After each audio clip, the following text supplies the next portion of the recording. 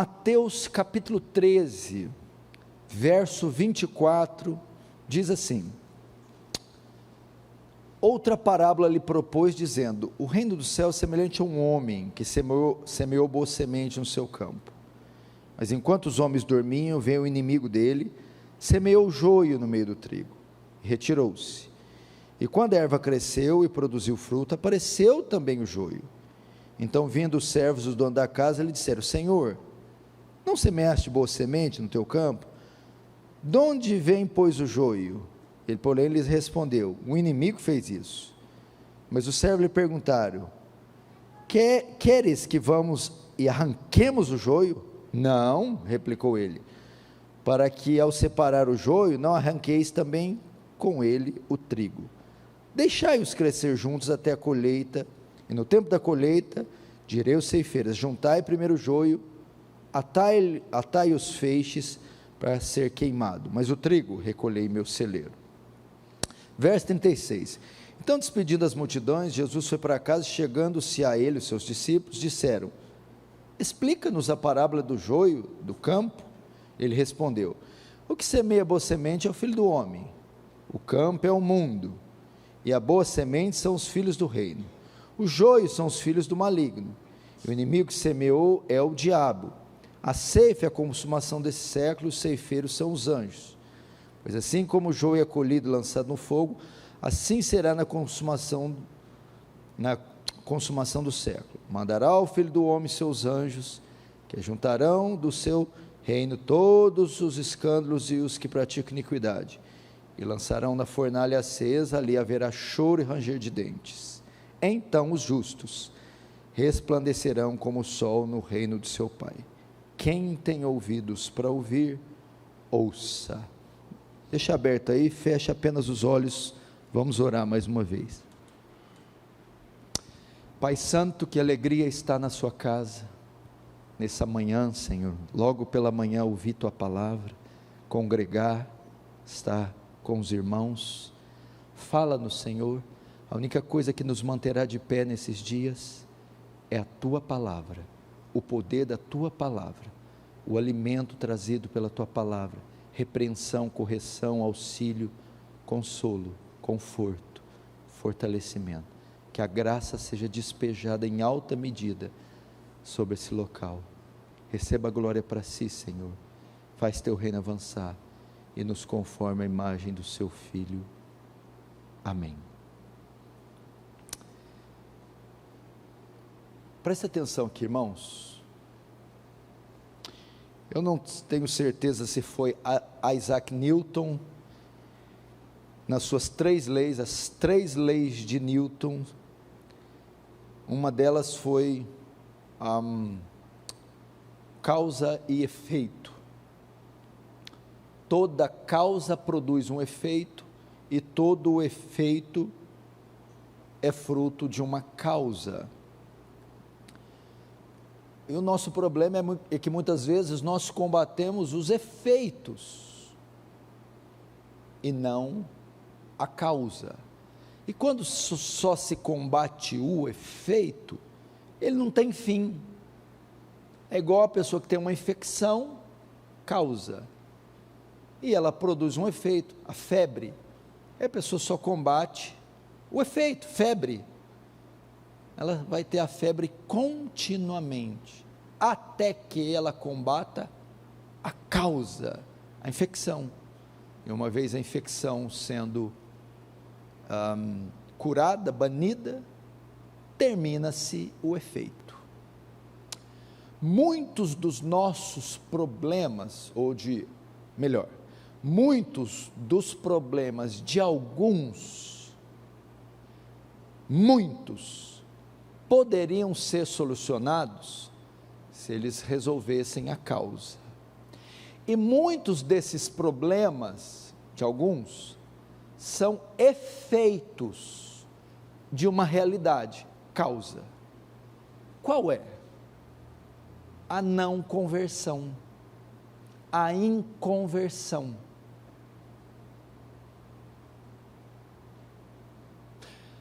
Muitos desses efeitos que ocorrem, casamento destruído, depressão, vazio existencial, ira, conflito, problemas com na perversão sexual, essas coisas todas que enfrentam, que molestam qualquer um, opressões malignas, série de coisas, que as pessoas vêm para a igreja, com a intenção de serem sanadas, os efeitos, e muitas vezes elas até encontram um paliativo, algo que ameniza, mas invariavelmente um tempo depois retorna tudo de novo, e as pessoas querem, como eu disse aqui, só o alívio da dor, não quer necessariamente tratar a causa da dor, e às vezes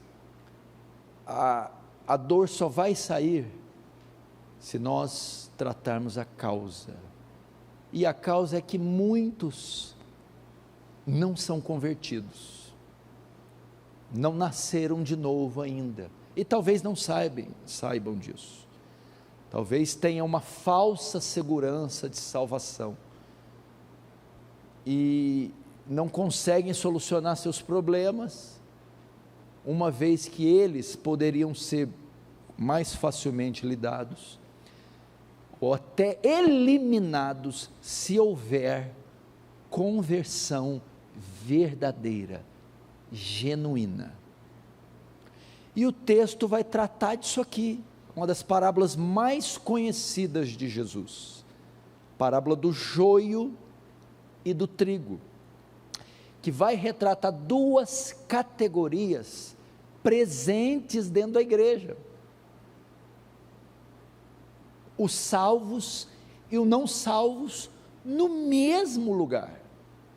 Ele vai usar essa figura da agricultura do Oriente Antigo, joio e trigo, que eram plantas semelhantes, similares, que às vezes ocorria de serem plantadas juntas, bem semelhantes, e algumas seriam distinguidas uma da outra apenas na ceifa, na colheita. Do outro modo, eles iriam ser plantados juntos, cresceriam juntos, e até em harmonia, mas chegaria no dia da colheita,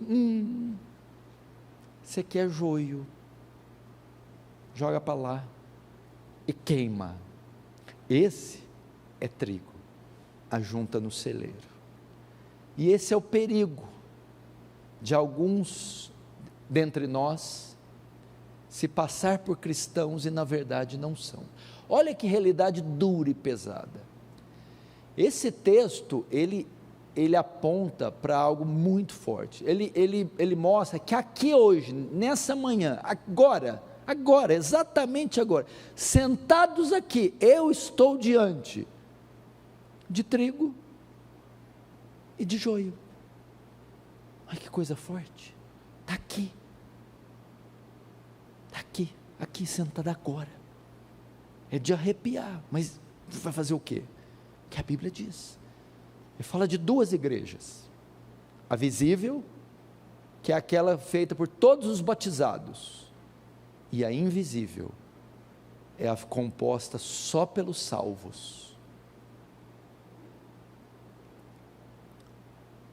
A esperança é que isso pode ser revertido ainda. Então, o texto aponta para quê? Ele começa como? Primeiro, ele diz que havia dois semeadores, um é o dono do campo, o outro é o competidor, o inimigo.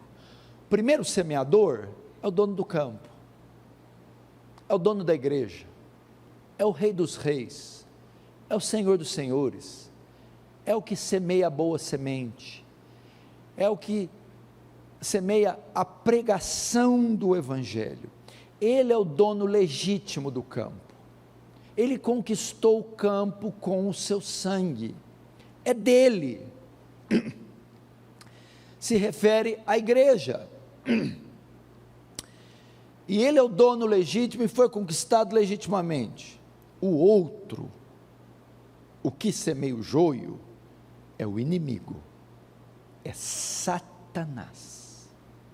Enquanto Cristo trabalha para promover o bem, o diabo trabalha para promover o mal. Enquanto Cristo levanta o seu povo, enquanto Cristo forma o seu exército, enquanto Cristo separa o seu povo, o diabo também separa os seus súditos. O diabo também prepara o seu exército.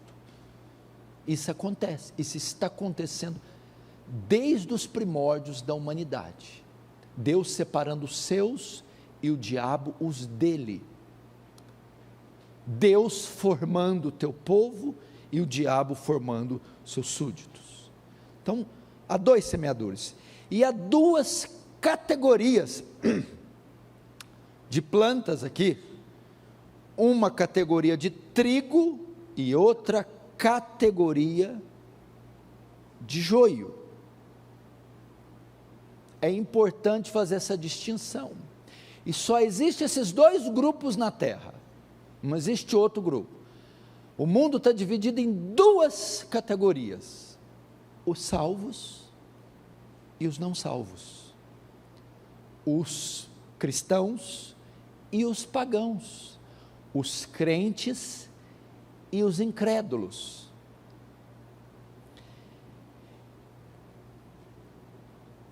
Os convertidos e os não convertidos. Terceiro, então havia dois semeadores, duas categorias de planta, e haveria duas ceifas. Duas ceifas. Se tem duas categorias de plantas, uma é útil, outra é inútil. Uma é boa, outra é má. Ok? O trigo é bom, o joio é mau. O trigo é útil, o joio é inútil. E haverá ceifa para ambos. A primeira ceifa será do joio, mato, capim, erva daninha, não presta, só consumiu a terra, só prejudicou o trigo, atrapalhou.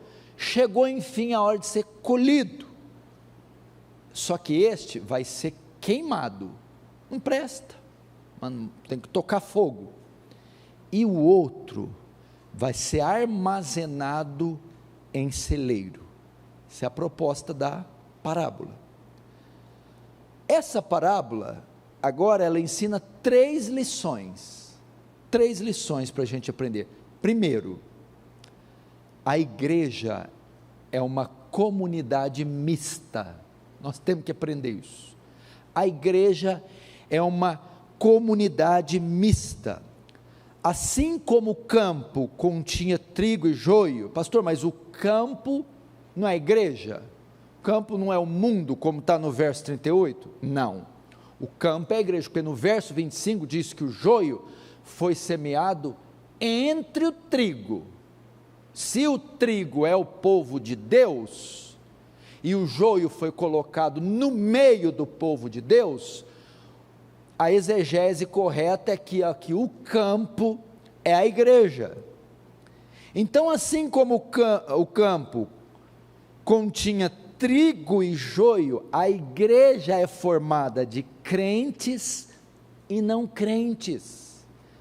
Por isso que você não deve assustar quando você vê o irmão que está aqui congregando há anos, de repente ele está envolvido no escândalo. Não era irmão. Está aqui, de repente está todo tatuado, drogado, tá queimando incenso a demônios. Mas como é que pode isso? Não era crente. Como pode ter gente no nosso meio, pastor, mas o rapaz ali, o irmão, é tão esquisito, ele tem umas atitudes, mas está aqui no meio. Existe isso. É uma comunidade mista. E como eu disse no início, a igreja é formada de uma comunidade visível.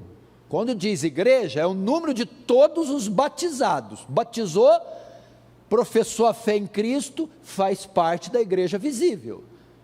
Mas isso não quer dizer que são todos salvos. Aí nós temos a igreja invisível, é o número de todos os salvos, aqui em toda parte da terra. Então a igreja é uma comunidade mista, aprenda isso, e essa é uma triste e dura realidade. Como eu disse, eu estar sentado aqui, e ver irmãos bem vestidos, cantando louvores, tem a sua Bíblia, faz as suas orações, mas nem todos estes serem salvos, ainda estarem cumprindo os votos da religião, obedecendo a liturgia do culto, os preceitos dogmáticos e os preceitos religiosos, mas não houve conversão. Qual a diferença do joio e do trigo? Regeneração. Muita gente não entende o caráter da salvação, mais que a gente estribuche aqui, pregue, a salvação é uma obra sobrenatural. Vou dar um exemplo para você, é assim a salvação. Você já viu uma borboleta? Antes de ser borboleta, ela é uma lagarta, não é isso? Ele é um animal cilíndrico, rastejante, mucoso, horroroso. Quando ele entra no casulo, acontece uma metamorfose, e sai de dentro um animal completamente diferente, não sai de lá, era uma lagarta, entra, agora sai uma lagarta com anteninha, não, sai uma lagarta com listrinha, não, sai um inseto colorido com asa, voador, completamente diferente. Salvação não era você vir e deu uma melhorada, deu uma melhorada, não deu uma melhorada, você foi completamente transformado. Quem está em Cristo, nova criatura é, as coisas velhas passaram, e tudo se fez novo. As pessoas de hoje, com essa teologia, com essas teologias, coaching, neocalvinismo, com essas teologias estão deixando de lado a transcendência da salvação. O que é a transcendência da salvação? É uma obra sobrenatural, não adianta só entrar e batizar, e só seguir os preceitinhos da religião, um conjunto de regras, normas e valores. É uma metamorfose, é Deus rasgar você, te virar do avesso. É uma obra, quer ver? Eu vou dar um exemplo tremendo para você, quer ver? Vamos lá, gosto de fazer isso com a toalha. A Bíblia, os estudiosos dizem que o universo, o cosmos, foi criado a partir do nada, uma palavra latina, ex nihilo. Deus do ex nihilo cria tudo com a sua palavra. Então diz, haja luz, luminares, oceanos, mares, peixes, do nada. Imagina, pense, quanto poder Deus não usou para do nada criar o sol, do nada criar a galáxia, do nada criar o Oceano Atlântico, Índico, Pacífico, do nada criar só eu tenho 60 trilhões de células, com uma fita DNA dentro de cada célula, medindo 1,70 m, que juntas formam 102 bilhões de metros de fita DNA, do nada. Agora você, tenta do nada criar essa toalha, a mão vazia, faz aparecer essa toalha, imagina quanto poder. Agora, no processo de salvação, regeneração, presta atenção, o poder que Deus usa para salvar um pecador, para regenerar, é maior que o poder que Ele usou para do nada criar o cosmos, porque para criar o universo, Ele do nada, partiu do nada para criar. Para salvar você não é do nada, é a partir de uma massa caída em Adão. Ele salva você a partir de um homem caído, corrupto, morto, e o poder que Ele emprega para que dessa massa corrupta forme um novo homem em Cristo, é maior que o poder que Ele usou para criar o universo. Agora você acha que salvação é qualquer coisa? É só entrar na piscina e batizar? É só botar saia? É só orar em língua? É só sei lá o quê? Essa é a diferença do joio e do trigo, diferença pequena. Um recebeu sobre ele uma descarga de poder maior da criação do universo. Por isso que você vê esses irmãos na igreja esquisito. O nego está 10 anos na igreja, fala palavrão, não dorme sem ver pornografia, trata a mulher igual um cão, fraudolerite, mentiroso. O que é isso? Continua sendo a lagarta. Tentou pôr uma asinha ali, né? Tentou fazer um botox de asinha, mas não engana. Aperta que essa asa cai. Se apertar, sai aquele muco, aquela gosma. É lagarta ainda, porque está tentando se pintar. Não adianta, precisa da regeneração. Então a igreja tem esse tipo de coisa. Segundo, primeira lição, a igreja comunidade mista. Segundo, Satanás está em atividade na igreja. Você já cresceu ouvindo falar, aqui o diabo não entra, é o lugar que é mais tá. Aqui o diabo não entra, o diabo está lá fora. Não, irmão, lá fora já é dele, o mundo jaz no maligno, a preocupação dele é combater o povo de Deus. O diabo está em atividade na igreja. O texto aponta para quê? Veja só, vem o dono do campo, semeia boa semente, aí de noitinha, vem o inimigo na pontinha do pé, ele usa sapatinho de algodão, e ele semeia o joio. Satanás olha isso aqui, Deus vai falar com você agora, Satanás se infiltra na igreja, Satanás se entremete entre o povo de Deus, através dos seus agentes. Quem são os seus agentes? Gente como eu e você, pode estar sentado aí do seu lado, ele envia os seus agentes, pessoas não convertidas, que se interpõem no meio do povo de Deus, com o fim de causar dano. Por isso que eu falo para vocês, chega gente aqui de fora, você já vai abrir na casa e recebendo todo mundo, calma aí, chega alguém de fora, paz pastor, eu sou um irmão. Não, como você é irmão? Não te conheço, até eu ver o seu testemunho, você não é irmão.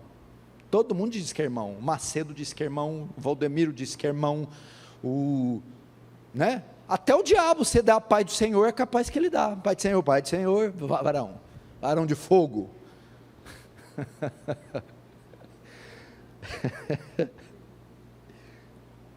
E o pentecostal, que não é, desculpa, não sei se tem alguém entre nós, mas ele gosta mais de sentir do que pensar, né? Nossa, irmão, que unhas grandes, na verdade não são unhas, são garras. Nossa, sua gravata não é minha cauda. Você não está percebendo que eu sou o demônio? Então, ele se infiltra na igreja através dos seus agentes. Veja só, assim como o joio e o trigo, é uma diferencinha tênue de um do outro. Às vezes não dá para perceber. O irmão tem uma elegância, um vocabulário, uma piedade. Uai, deve ser crente, né?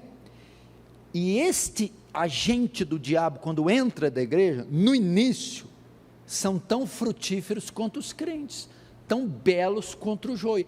Você já viu aqueles que entram na igreja, promete mundos e fundos, entra na igreja, quer para limpeza, eu venho na oração, eu venho na vigília e jejum. Você fala, meu Deus, achei o apóstolo Paulo, Esther está entre nós. Aí 1 ano e 2, no terceiro, o motor já começa, né? Você,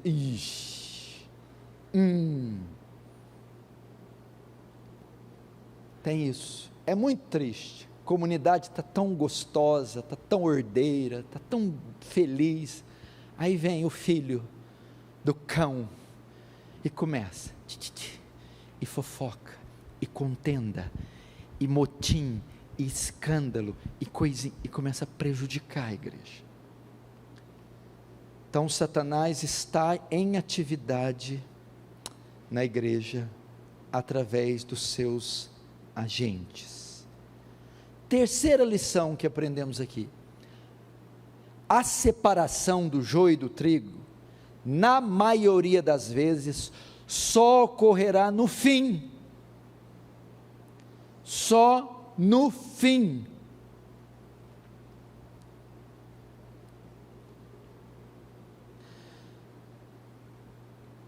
Só no fim.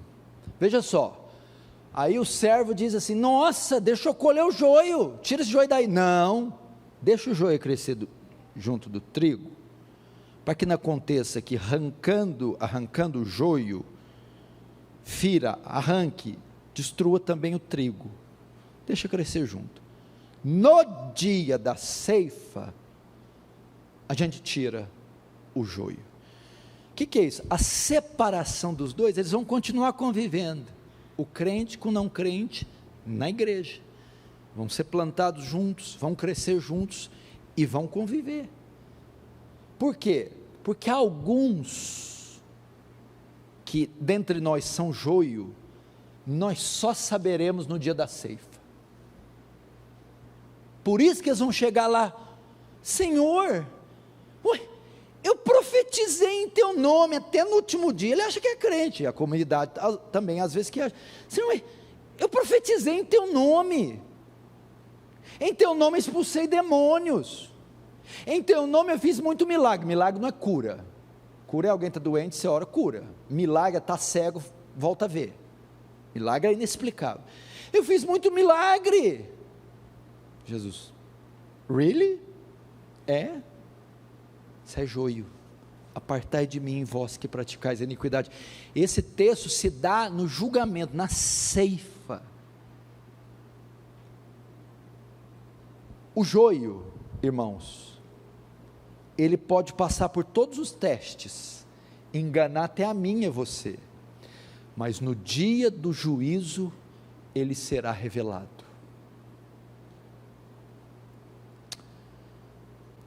Quarto, o destino de ambos. Que pena, quando chegar o dia, vai haver uma separação: joio para um lado, trigo para o outro. Joio, como eu disse, erva daninha, mato, no fogo, na fornalha, vai ser carbonizado.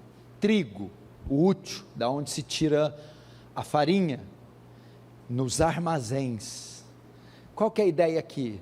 No dia do juízo, os falsos crentes, os crentes nominais, o bode, a virgem nécia, vai ser condenada ao inferno eterno, lago de fogo.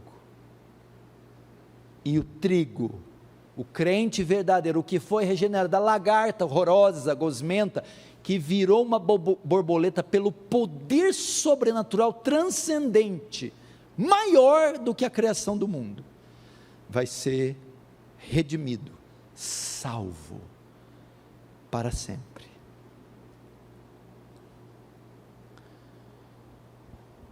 Fim.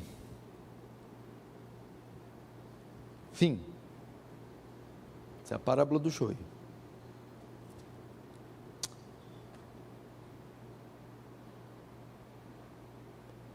Há alguma chance dessa sentença ser mudada?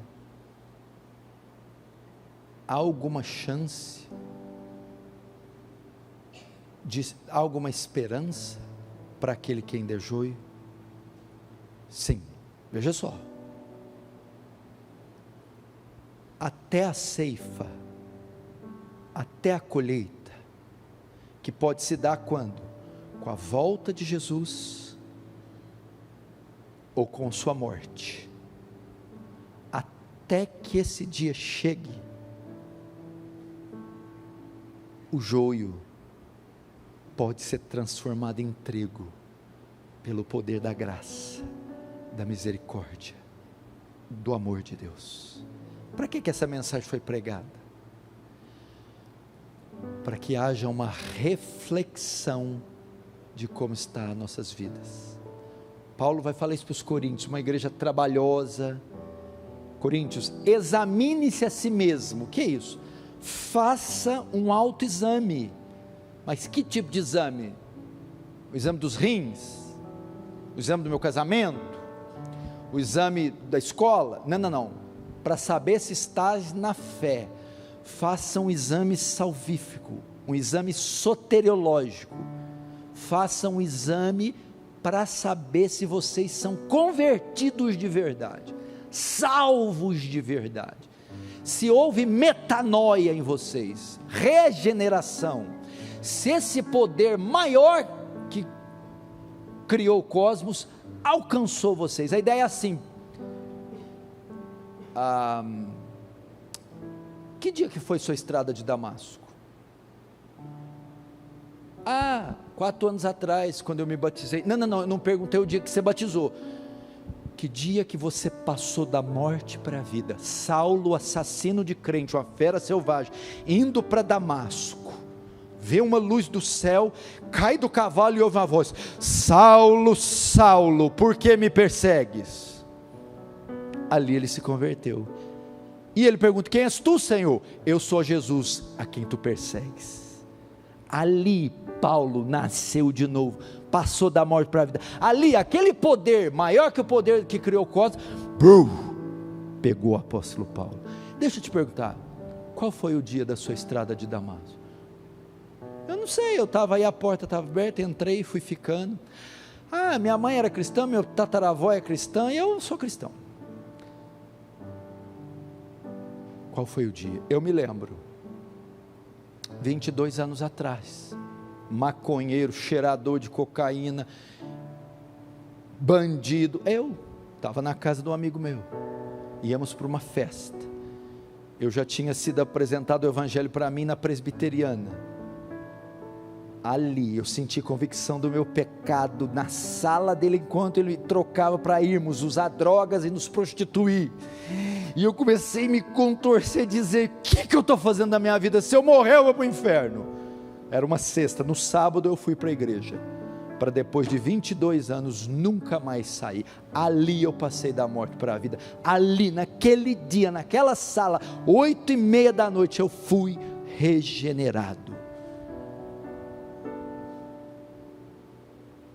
Faz um exame. Pastor, e se der negativo ou positivo, igual aí, está muito na moda agora os exames, né, Covid, não significa que você não é salvo, que se você não é salvo, você não possa ser, não significa que você é joio, pode seguir continuando sendo joio para o resto da vida, não, significa de ter humildade. Eu acho que o pecado que mais vai levar a gente para o inferno é o orgulho. Eu não vou lá na frente, que isso, quantos anos eu aí professando, agora eu vou dizer que eu não era salvo? Não vou. Orgulho. Que problema tem dizer: pastor, eu fui um covarde, pastor? Que problema tem dizer: pastor, eu enganei tanto tempo a minha mulher, tanto tempo a minha esposa, meus filhos?